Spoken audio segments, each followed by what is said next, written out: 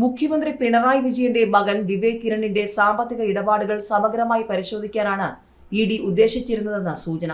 അബുദാബിയിലെ ബാങ്കിൽ ജോലി ചെയ്യുന്ന വിവേകിന്റെ സാമ്പത്തിക ഇടപാടുകൾ സംബന്ധിച്ച് മറ്റു ചിലരെ ചോദ്യം ചെയ്തപ്പോൾ ലഭിച്ച വിവരങ്ങളുടെ അടിസ്ഥാനത്തിലായിരുന്നു ഈ നീക്കം. ഇന്ത്യയിലും വിദേശത്തുമായി വിവേകിനുള്ള ബാങ്ക് അക്കൗണ്ടുകളുടെ വിവരങ്ങൾ, അവ തുടങ്ങിയതു മുതലുള്ള വിദേശ സ്റ്റേറ്റ്മെന്റ് എന്നിവ ഹാജരാക്കാൻ അന്വേഷണ ഉദ്യോഗസ്ഥനായ ED assistant director P K. Anand സമൻസിൽ ആവശ്യപ്പെട്ടിരുന്നു. ഇതിനു പുറമെ വിവേകിന്റെ പേരിലും കുടുംബാംഗങ്ങളുടെ പേരിലുമുള്ള സ്ഥാവര ജംഗമ വസ്തുക്കളുടെ വിശദാംശങ്ങളും അവയുടെ രേഖകളും ഹാജരാക്കാനും നിർദ്ദേശിച്ചു.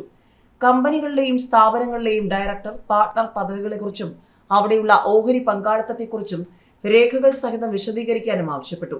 കമ്പനികളിലും സ്ഥാപനങ്ങളിലും വിവേകിന് പങ്കാളിത്തമുള്ളതിനാലാണ് ഇക്കാര്യം ആവശ്യപ്പെട്ടത്.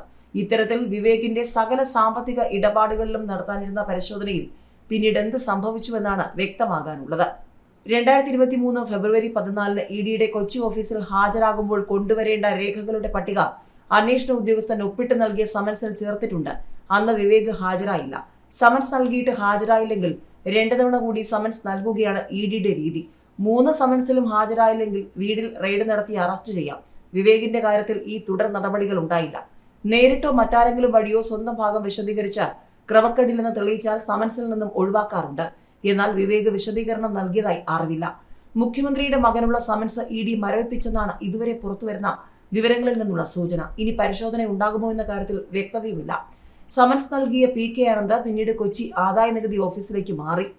മുഖ്യമന്ത്രിയുടെ മകനെതിരായ ആരോപണം രാഷ്ട്രീയ ഗൂഢാലോചന എന്ന മന്ത്രി വി. ശിവൻകുട്ടി തെരഞ്ഞെടുപ്പ് അടുക്കുമ്പോൾ ഇത്തരം വാർത്ത വരുന്നതിന്റെ രാഷ്ട്രീയ ലക്ഷ്യം ജനങ്ങൾക്ക് മനസ്സിലാകുമെന്നും പറഞ്ഞു. പ്രതികരണം എഴുതിക്കൊണ്ടുവന്ന കടലാസിൽ നോക്കി വായിക്കുകയായിരുന്നു മന്ത്രി.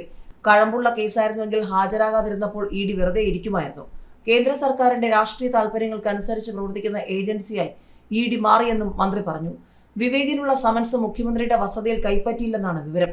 Vivek Kiran, son of Pinarayi Vijayan, club house, Thiruvananthapuram എന്ന വിലാസത്തിലാണ് ഇഡി സമൻസ് അയച്ചത്. വിവേക് ഈ വിലാസത്തിലല്ല താമസിക്കുന്നതെന്നും ഇത് മുഖ്യമന്ത്രിയുടെ വസതിയാണെന്നും അറിയിച്ച് സമൻസ് മടക്കുകയായിരുന്നു. സമൻസ് കൊടുത്തു, പക്ഷെ പിന്നീട് എന്താണ് ഉണ്ടായതെന്ന് അറിയില്ല എന്നാണ് ഇഡി വൃത്തങ്ങളിൽ നിന്ന് ലഭിക്കുന്ന അനൌദ്യോഗിക വിവരം.